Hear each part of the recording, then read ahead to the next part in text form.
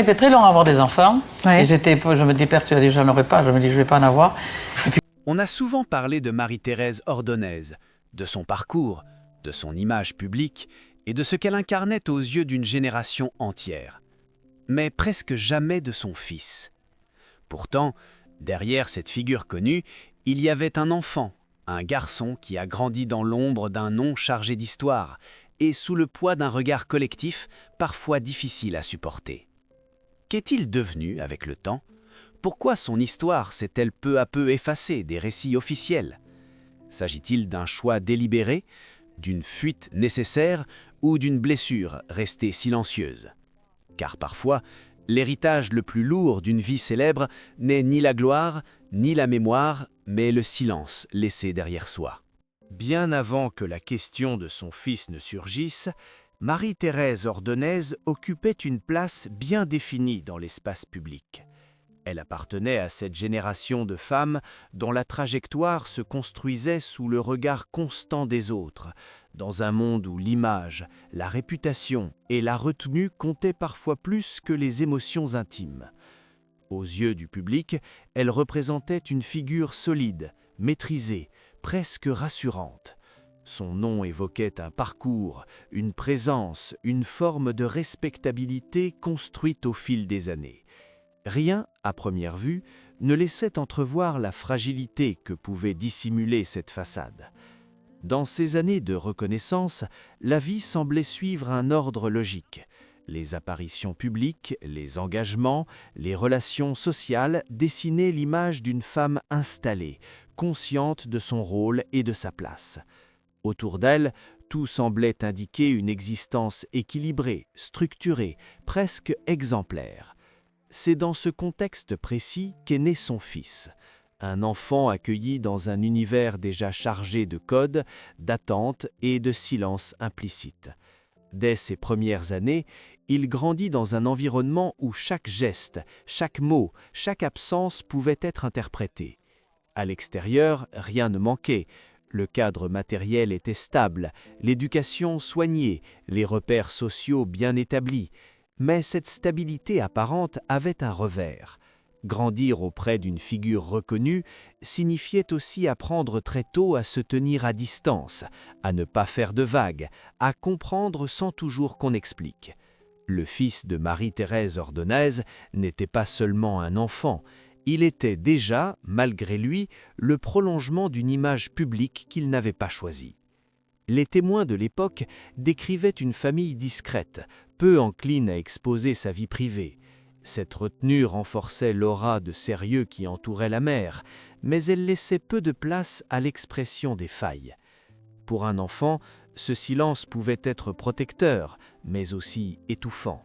Dans l'ombre des obligations et des apparences, les émotions trouvaient rarement un espace pour s'exprimer librement. Les années passèrent ainsi, rythmées par les engagements de la mère et par une normalité soigneusement entretenue. Le fils avançait, scolarité après scolarité, dans un monde où l'on attendait de lui qu'il s'adapte, qu'il comprenne, qu'il suive une trajectoire raisonnable.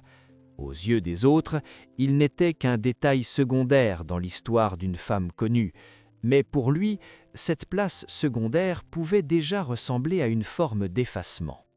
Ce contraste entre la lumière entourant Marie-Thérèse Ordonez et la discrétion absolue de son fils posait les bases d'un déséquilibre silencieux. Plus la figure maternelle semblait forte et maîtrisée, plus l'espace laissé à l'enfant semblait réduit.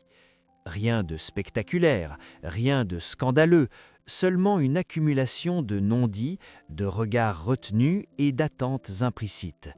C'est souvent dans ces contextes que se forment les fractures les plus profondes, celles que personne ne remarque tant que tout semble aller bien.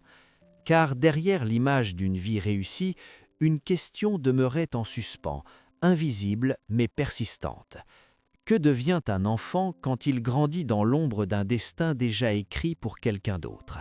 Et à quel moment cette ombre commence-t-elle à peser plus lourd que la lumière ? Le basculement ne s'est pas produit dans le fracas d'un scandale public, ni sous les flashs des photographes. Il est arrivé plus lentement, presque imperceptiblement, à un moment où personne ne regardait vraiment. Alors que Marie-Thérèse Ordonez poursuivait son chemin, sûre de sa place et de son rôle, son fils entrait dans une période de sa vie où les repères deviennent fragiles et les questions plus lourdes que les réponses. L'adolescence fut un premier tournant. À cet âge où l'on cherche à comprendre qui l'on est, il dut composer avec un héritage qu'il n'avait pas demandé. Porter un nom connu signifiait attirer des attentes silencieuses, des comparaisons implicites, parfois même des jugements anticipés. Dans les établissements qu'il fréquentait, certains savaient qui était sa mère, d'autres l'ignoraient, mais lui, il ne pouvait jamais vraiment l'oublier. Cette présence invisible l'accompagnait partout, comme une ombre fidèle et pesante. C'est à cette période que les premiers signes de rupture apparurent. Rien de spectaculaire, encore une fois, pas de fuite soudaine, pas de geste irréversible. Seulement un retrait progressif. Moins de mots, moins de projets exprimés à voix haute, une distance qui s'installait lentement entre lui et le monde qui l'entourait. Ceux qui l'observaient de loin parlaient d'un jeune homme réservé. Ceux qui le connaissaient un peu mieux percevaient une fatigue intérieure, difficile à nommer. Puis vint l'événement que certains qualifieront plus tard de décisif. Un épisode précis, situé dans le temps, qui marqua une fracture nette. Les récits divergent sur sa nature exacte, car il n'a jamais été pleinement exposé. Ce que l'on sait en revanche, c'est qu'à partir de ce moment-là, sa trajectoire changea radicalement. Un choix fut fait, peut-être une décision imposée, peut-être une réaction instinctive à une pression devenue trop forte. Toujours est-il que le fils de Marie-Thérèse Ordonez commença à se retirer de ce que l'on attendait de lui. Ce retrait prit plusieurs formes. D'abord, une absence de plus en plus visible lors des moments publics. Là où l'on aurait pu s'attendre à le voir apparaître, il n'était pas là. Les questions commencèrent à circuler discrètement. Certains évoquaient un désir de vie ordinaire, d'autres parlaient de tensions familiales. Rien ne fut confirmé. Le silence, encore une fois, s'imposa comme la seule réponse officielle. Avec le temps, cette absence devint une constante. Il ne s'agissait plus d'une phase passagère, mais d'un véritable éloignement. Alors que sa mère continuait d'exister dans la mémoire collective, son fils semblait glisser hors du cadre, comme s'il avait choisi de ne plus faire partie de l'histoire racontée. Pour beaucoup, il n'était plus qu'une mention floue, un détail rarement évoqué, parfois même oublié. Mais que se passe-t-il réellement quand un individu décide de disparaître symboliquement ? Est-ce une forme de protection, une tentative de reconstruction loin des regards, ou la conséquence d'une blessure trop profonde pour être exposée ? Les proches, lorsqu'ils acceptaient d'en parler, évoquaient un homme en quête de tranquillité, cherchant à se définir en dehors de toute filiation encombrante. Pourtant, cette quête avait un prix. Se retirer signifiait aussi renoncer à une reconnaissance, à une place, à une voix. Cette période marqua un point de non-retour. Le lien entre la figure publique de la mère et la trajectoire privée du fils se distendit irrémédiablement. Deux chemins parallèles, autrefois liés, s'éloignaient désormais l'un de l'autre. D'un côté, la continuité d'une image maîtrisée, de l'autre, un parcours fragmenté, construit dans l'ombre et le silence. La question demeurait entière. Est-ce la célébrité indirecte qui avait provoqué cette rupture, ou bien un enchaînement de choix et de circonstances que personne n'avait su ou voulu voir à temps ? Ce qui est certain, c'est qu'à partir de ce moment-là, le destin du fils de Marie-Thérèse Ordonez ne suivit plus aucune trajectoire prévisible. Il entra dans une zone grise, faite de non-dits et d'interrogations, préparant le terrain aux révélations plus profondes qui allaient émerger plus tard. Avec le recul, ceux qui ont tenté de comprendre parlent moins d'un événement isolé que d'un lent empilement de pressions invisibles. La vérité, souvent, n'apparaît jamais sous une forme nette. Elle se révèle par fragments, à travers des silences prolongés, des choix répétés, des renoncements discrets. Le fils de Marie-Thérèse Ordonez n'a jamais formulé publiquement une version définitive de son histoire, et c'est précisément dans cette absence de récit que se dessine une part essentielle de sa réalité. Grandir avec un parent connu ne signifie pas seulement bénéficier d'un nom, cela implique aussi d'apprendre très tôt à se taire, à composer, à protéger une image qui ne vous appartient pas entièrement. Pour lui, l'enjeu n'était pas d'échouer ou de réussir, mais de ne pas troubler un équilibre déjà fragile. Peu à peu, il aurait compris que chaque parole pouvait être interprétée, déformée, rattachée à autre chose que lui-même. Alors, il choisit la retenue, non comme une faiblesse, mais comme une stratégie de survie. Les proches évoquent un homme sensible, réfléchi, conscient du poids symbolique qui pesait sur ses épaules. Il ne rejetait pas sa mère, ni ce qu'elle représentait, mais il refusait d'être défini uniquement par cette filiation. Dans l'intimité, cette tension prenait parfois la forme d'un malaise difficile à nommer. Comment exister pleinement quand votre identité semble déjà écrite par le regard des autres ? Comment construire une trajectoire personnelle quand chaque pas est comparé, évalué, parfois même anticipé ? Ces questions, il les porta longtemps seul. Contrairement à d'autres enfants de figures publiques, il ne chercha ni la confrontation ni la reconnaissance médiatique. Il opta pour une voie plus discrète, presque invisible. Certains y virent une fuite, d'autres un acte de courage silencieux. La relation mère-fils, quant à elle, resta entourée d'un profond respect mutuel, mais aussi d'une distance émotionnelle que peu osaient commenter. Marie-Thérèse Ordonez appartenait à une génération où l'on exprimait peu ses failles, où l'on avançait malgré tout. Cette retenue, qu'elle maîtrisait dans l'espace public, se retrouvait aussi dans la sphère privée.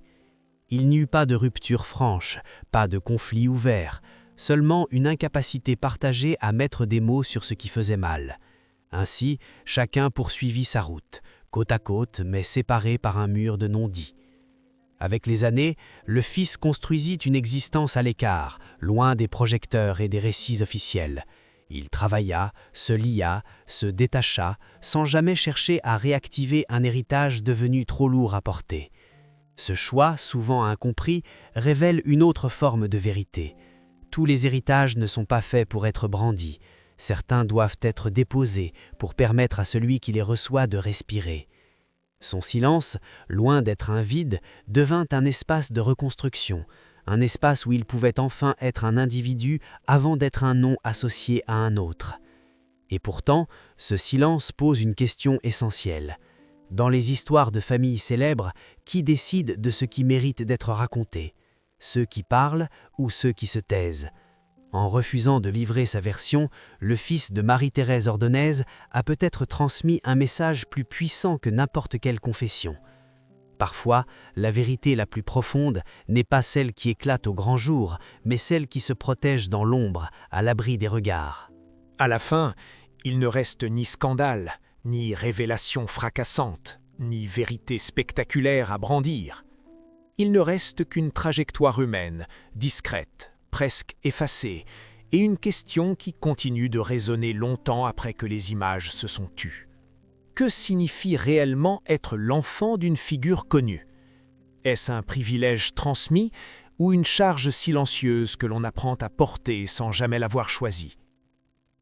Le fils de Marie-Thérèse Ordonez n'a pas cherché à corriger le récit, ni à reprendre la parole pour se justifier. Il a laissé le temps faire son œuvre, acceptant que son histoire demeure incomplète aux yeux du public. Dans une époque avide de confidences, de récits intimes et de vérités exposées, ce refus de parler prend une valeur particulière. Il rappelle que tout ne doit pas être montré pour exister, que certaines vies se construisent dans la discrétion, loin des regards, sans pour autant être vides de sens. Peut-être est-ce là la véritable leçon de cette histoire. L'héritage d'une célébrité ne se mesure pas uniquement en reconnaissance ou en mémoire collective.